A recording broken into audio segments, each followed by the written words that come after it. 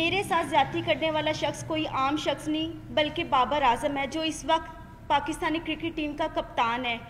मैं अपनी बात शुरू करने से पहले आपको बताती चलूं कि बाबर आजम से मेरा ताल्लुक़ आज कल से नहीं है। मेरे ताल्लुकात उससे उस वक्त से हैं जब वो क्रिकेट की दुनिया में उसका कोई ताल्लुक़ नहीं था और वो एक गरीब घराने से ताल्लुक़ रखता था। आप तमाम सहाफ़ी भाइयों से मेरी रिक्वेस्ट है कि मुझे इंसाफ दिलाया जाए और मैं उम्मीद रखती हूँ कि आप हर हाल में मुझे इंसाफ दिलाएंगे ताकि आइंदा कौम की किसी बेटी के साथ इस तरह की ज़्यादती ना हो जो मेरे साथ हुई है। मेरी रुदात कुछ इस तरह है कि बाबर आजम और हम एक ही महल्ले में बड़े हुए हैं, इकट्ठे रहते थे और वो मेरा स्कूल फेलो था। स्कूल की वजह से और एक जगह पे रहने की वजह से हम लोगों की बहुत अच्छी दोस्ती थी। सन 2010 में ही प्रपोज टू मी और मैंने उसके प्रपोज़ल को एक्सेप्ट कर लिया और वो प्रपोज़ल उसने मुझे मेरे घर आके ही दिया था। मैंने एक्सेप्ट कर लिया। जैसे जैसे वक्त गुजरता गया मेरी उसके साथ अंडरस्टैंडिंग और उसकी मेरे साथ बहुत अच्छी रही। हम लोगों को शादी करने का हमारा प्लान था। हम लोगों ने शादी करने का मतलब प्लान कर चुके हुए थे। बाबर ने और मैंने, हम दोनों ने अपनी फैमिलीज़ को बताया। बाबर और मेरी फैमिलीज़, हम दोनों की फैमिलीज़ ने हमें साफ इनकार कर दिया।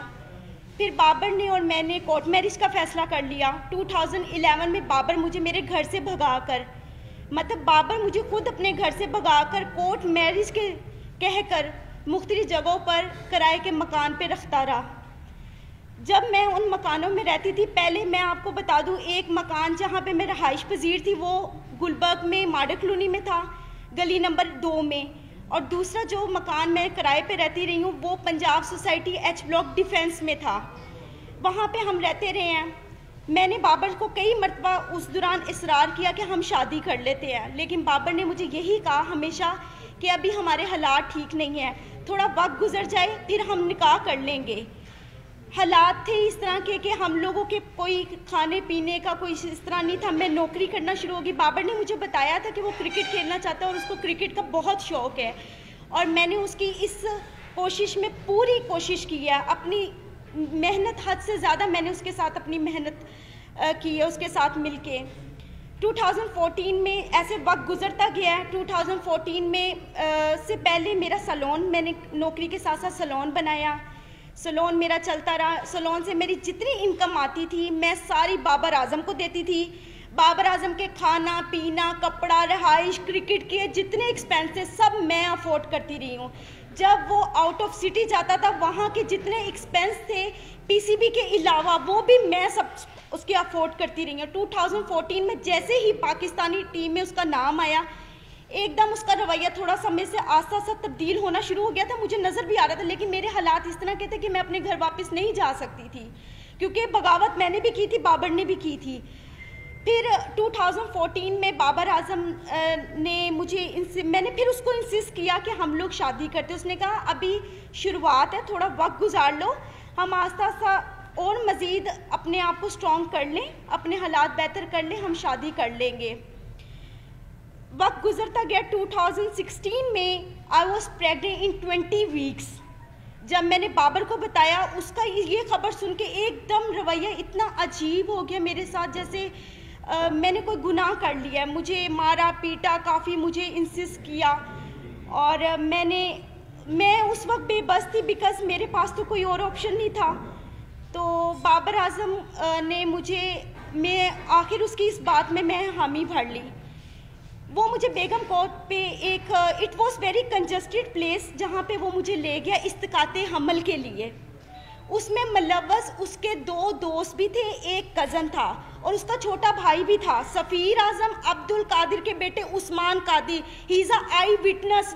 वो हमेशा 4 से 5 साल तक, जब तक मैं बाहर रही हूँ, उस्मान कादिर वहाँ पर आते रहे हैं। और उनके एक और नेट प्लेयर थे, जब ये NCA में ड्यूरिंग द क्रिकेट टाइम जो प्रैक्टिस करते थे उसमें नवीद नाम का एक लड़का भी था, वो इस में भी शुमार थे। इन लोगों ने मेरी मर्ज़ी के बगैर मेरे इस्तिकाते हमल करवाया और मुझे यही यकीन दिलाया कि कोई बात नहीं, आप सब्र कर लो, हम जल्दी शादी करेंगे।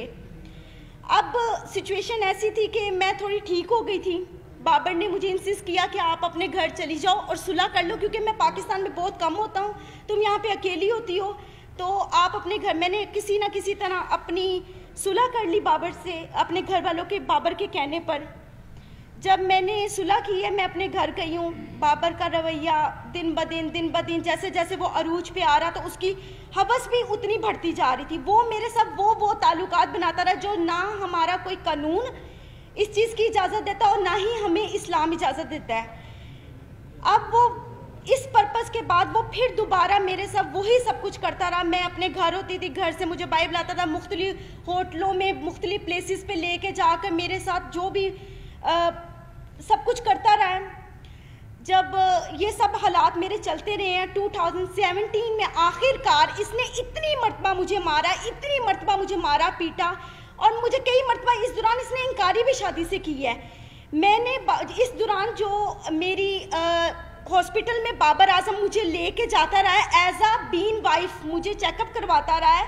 यहाँ पे उसकी प्रॉपर मेरे पास एविडेंस मौजूद है। जिसकी में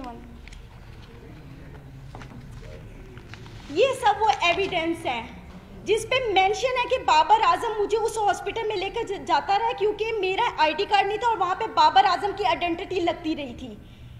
ठीक है, ये उस चीज़ के एविडेंस है। ये मुझे वहाँ पर लेके जाता रहा है, सब कुछ करता रहा। बिल आखिर मैंने तंग आके 2017 में पुलिस रिपोर्ट की बाबर के खिलाफ, जिसके पर्पस में इसके फैमिलीज ये सब आए हैं। उधर जब हमारे जो ऑफिसर थे जिन्होंने हमें देखा था, उस ऑफिसर ने ये फैसला किया कि आप बाबर को यहाँ पे पेश करें। बाबर पेश नहीं हुआ, लेकिन उसी रात सेम नाइट बाबर ने, जो ऑफिसर मौजूद थे उनके सामने, हमारा मशरूत सुलहनामा पे उसने मुझसे दस्तखत करवाए।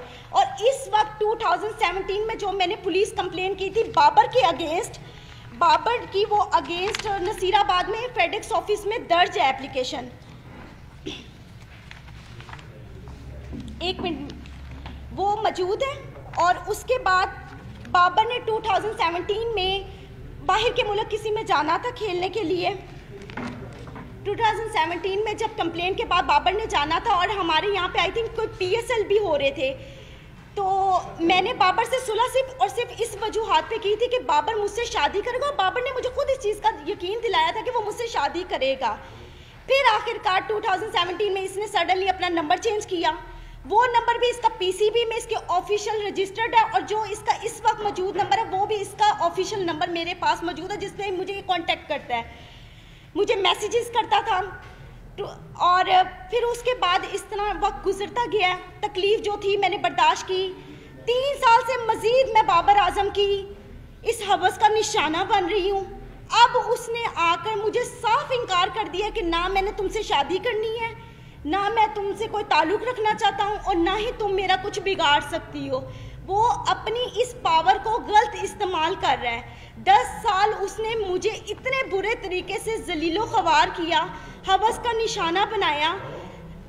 आज वो बिल्कुल इनकारी पे आ गया हुआ है, बिल्कुल।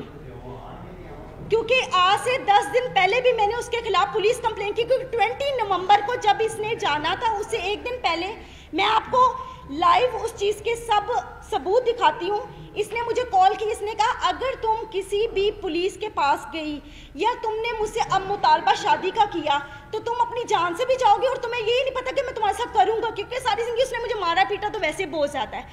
हद से ज़्यादा ज्यादती के बाद आज मैं यहाँ पे इंसाफ लेने आई हूँ।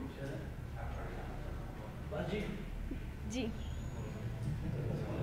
अच्छा, ये आप ना पिछले 10 साल की अपनी और बाबर आजम की गलतकारियों की प्रेस कॉन्फ्रेंस कर रहे हैं, जी, ठीक है ना?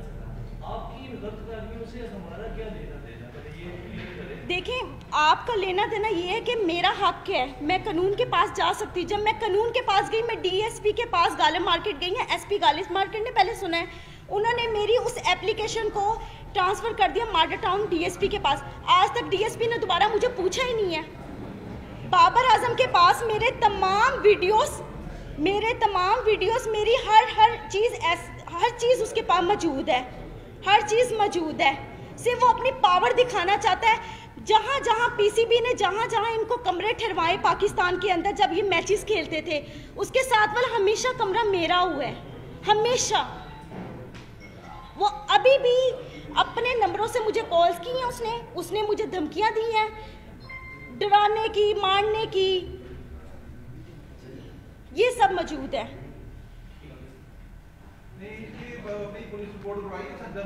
जी मैंने करवाई है। आप जो मेरा लीगल जो प्रोसेस चल रहा है वो आपको यही बता सकते हैं कि क्या लीगल अभी हम लोग एक्टिविटीज़ हमारी इसके खिलाफ हैं। जी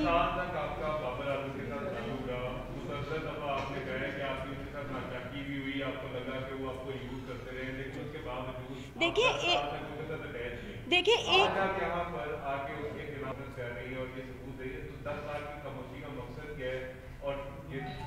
देखिए 10 साल से मैं खामोश तो नहीं थी। मैं तो 2017 में भी गई थी पुलिस के पास, और आपको मैंने वो आई थिंक बताया भी है कि वहाँ पे मेरी कंप्लेंट रजिस्टर थी। फिर भी मैंने सुलह इस बात पे की थी कि मेरे ख्याल में मुझे उससे मोहब्बत थी, हद से ज़्यादा मोहब्बत थी। देखिए बगैर कोई लालच के तो किसी के साथ इस तरह करता नहीं है। लालच नहीं था मुझे सिर्फ उससे मोहब्बत थी, और वो मोहब्बत मेरी यहाँ तक आज मैंने इसको स्ट्रगल करवाया है। आज ये जो सारी मीडिया और दुनिया के सामने ये बात करता है कि मेरे पेरेंट्स, मेरे फादर, मेरे सब सपोर्ट है। आप किसी भी मैच में जाकर, पिछले इसके मैचों में 17 से पहले जाकर आप देख सकते हैं बाबर आजम के कभी किसी भाई ने, किसी बाप ने वहाँ पर आकर देखा कि बाबर आजम क्या कर रहा है वहाँ पे? कभी भी किसी ने नहीं देखा। और आज तक 10 सालों में मैं बाबर आजम के एक पैसे की रवादार नहीं हूँ, क्योंकि मैं खुद सेल्फ मेड वूमेन हूँ, खुद कमाने वाली हूँ, क्योंकि मैंने बड़ी मेहनत की है दिन रात इसके पीछे कि ये किसी स्ट्रगल करके इसके किसी मुकाम पे पहुंच जाए। No doubt he is a very brilliant player, उसने मेहनत की है, लेकिन उस मेहनत के अलावा इंसान को और भी चीज़ों की ज़रूरत होती है। मेंटली तौर पे, फिनेंशली तौर पे सबसे बड़ा हमारा जो पॉइंट होता है वो फिनेंशली तौर पे होता है सबसे बड़ा। आज तक बाबर के हर मोबाइल, हर चीज़ का सबूत मेरे पास मौजूद है, हर चीज़। कितने को फाइनेंशियली कितनी सपोर्ट की आपने बाबर? सर 4 साल में आप सुबह से रात तक, अगर मैं ब्यूटी पार्लर में 30,000 रुपया अर्निंग कर रही हूँ, 40,000 रुपया अर्निंग कर रही हूँ, वो सिर्फ और सिर्फ बाबर आजम के ऊपर ही जा रही है। सर करोड़ों की मलकियत होगी। 70 लाख रुपया का तो मेरे ऊपर सूद चढ़ा के ये गया था, जो मैंने आके 1 साल पहले उतारे हैं। इसको मोबाइल इंस्टॉलमेंट्स पे ले के आईफोन, सर आईफोन 4 सीरीज से लेके आईफोन 8 प्लस तक सीरीज मैंने इसको लेकर दी है। अगर आपका फाइनेंशियल तौर पे डैमेजेस देखे जाए, आपका कितने का क्लेम बनता है? सर मेरा करोड़ों रुपए का बनता है, करोड़ों रुपए का। सर देखिए बात बताऊं क्या है, अगर आप किसी के खिलाफ जाना चाहें ना तो आप उसके प्रूफ भी इकट्ठे कर करके रखेंगे। जिस इंसान का दिल साफ हो वो वहाँ पे कीमतें थोड़ी बैठ के लिख रहा होता है।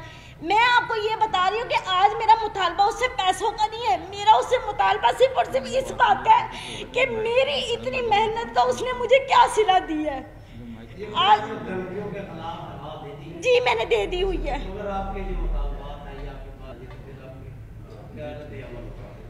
वो मुझसे शादी करे,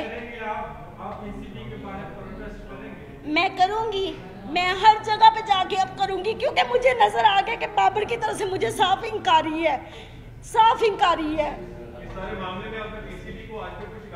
मैंने आज से 1 महीना कंटिन्यूसली पीसीबी के वहां पे फोन किए, मुसलसल फोन करती रही हूँ उनको। जब मैंने ये अपना जो था मैटर बताया, उन्होंने कहा ये हमारे प्लेयर की पर्सनल लाइफ है, हम नहीं डिस्कस करना चाहते। मैं पुलिस के पास गई, पुलिस ने जो मेरे साथ किया वो मैंने आपको बता दिया। अगर हमारा कानून इतना स्ट्रॉन्ग हो तो आज मैं यहाँ पे आके बैठ के आप लोगों के सामने दलीलें पेश ना करूँ।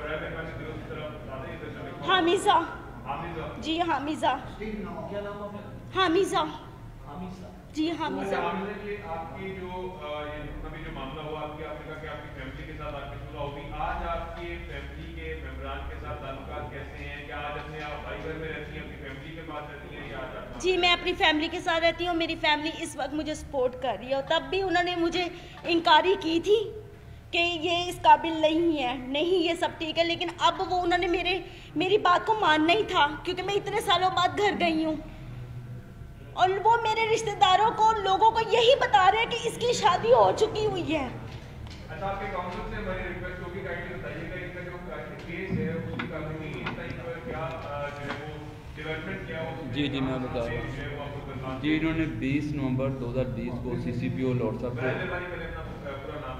जी अब्दुल समी, इन्होंने 20 नवंबर 2020 को CCPO लॉर्ड साहब को एप्लीकेशन दी है फॉर रजिस्ट्रेशन ऑफ FIR, लेकिन उस पर स्टिल कोई एक्शन नहीं हुआ था, जिसकी बाबत सेशन कोर्ट में for registration of FIR 22A/22B की पिटीशन दायर की गई है, जिसमें 4 दिसंबर के लिए कोर्ट ने कमेंट्स तलब किए हैं मुतलका SHO नसीराबाद से, और एक दूसरी पिटीशन फाइल की है हरासमेंट की जो आबिद रज़ा खान साहब के साथ स्टिल पेंडिंग है, उसमें 5 डेट है, 5 दिसंबर की है, और एक डैमेजेस का सूट फाइल किया है इन्होंने, वो भी पेंडिंग है before court of competent jurisdiction. अभी तक तो स्टिल लीगल जैसे मुसलमान के नाम है कि काफी दफा तशद्दुद का निशाना भी बनाते हैं, तो क्या किसी भी एक वाकई का मेडिकल करवाया गया उसके बाद मेडिकल हो गया कुछ मौजूद है कि ये मेडिकल का मामला नहीं है, ये जो बेसिकली लीगल लैंग्वेज में इसको देखते हैं, ये शादी का झांसा दे के हरामकारी कह लें, वो लफ्ज़ मैं यूज़ नहीं करना चाह रहा, मेरे ज़बान ज़ेब नहीं दे रही। मैं सवाल ये करना चाह रहा हूँ आपसे कि बहुत दफा बाबर आजम ने इनको थप्पड़ मारे, इनके साथ इनके ऊपर तशद्दुद किया, वो ही आपने फरमाया जी। क्या एक दफा भी किसी तशद्दुद के बाद आप पुलिस वाले के पास? जी मैं गई हूँ 2017 में, मैं गई हूँ 2017 में, मैंने पुलिस के पास जाके जी बताएं सर। जी अभी आपने बाकायदा शादी नहीं की? नहीं सर, शादी नहीं सर। ये सारा अफेयर का मामला है जी ठीक है, आपके साथ जो भी ज्यादती हुई जिस तरह से, अब वो एक स्टार है जी ठीक है। एक बात आपने देखा कि ये रखिए कि स्टार है, स्टार का विवास हो गया तो वो तो नहीं करेगा, आप प्रेस कॉन्फ्रेंस कर लें, एहतजाज कर लें, बस में जो भी आप वो नहीं करेगा, आपका चुनाव क्या करेगी सर? मैं आइंदा का लाया बन के आए अपनी लाइफ का। सर वो तो स्ट्रगल है ही है, जिस तरह ज़िंदगी गुजरी वो तो मैं गुजार रही हूँ, लेकिन इस वक्त मेरा सबसे मेन पॉइंट बाबर आजम को सज़ा दिलवाना है।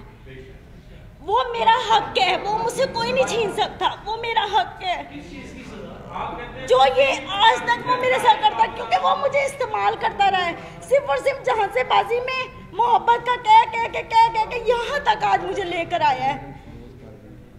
आप कहते हैं बीजेपी कप्तानी से हटाया ऑफ कोर्स हटाए, क्योंकि कोई भी स्टार सिर्फ अपने ग्राउंड में छक्के और चौकों से नहीं बनता, अपने किरदार से और अपनी फितरत से बनता है। ऐसे बंदे का क्या पता कल वो पाकिस्तान को भी बेच दे, ऐसे बंदे का क्या पता है? जिस इंसान की फितरत एक औरत को लेके ऐसी है, वो किसी भी चीज पे कुछ भी कर सकता है। Thank you sir.